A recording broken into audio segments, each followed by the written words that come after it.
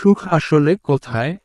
এই প্রশ্নের সবচেয়ে স্পষ্ট, সবচেয়ে যৌক্তিক উত্তরটা এসেছে আল্লাহর রাসূল সাল্লাল্লাহু আলাইহি ওয়াসাল্লামের কাছ থেকে। তিনি বলেছেন, মানুষের শরীরে এমন একটি মাংসপিণ্ড আছে যেটা সুস্থ থাকলে মানুষের সারা শরীর সুস্থ থাকে।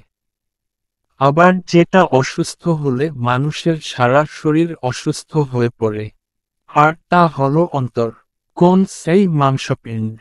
সেটা হলো অন্তর। অন্তর যদি সুস্থ থাকে, সতেজ থাকে, তাতে যদি ভর না করে কোনো আত্মপ্রবঞ্চনা, তাহলে সেই মানুষটা সুখী। আবার যার হৃদয় আত্মপ্রবঞ্চনায় লিপ্ত, সে যতই সুখী হওয়ার ভান করুক, সেটা দিন শেষে স্রেফ অভিনয়।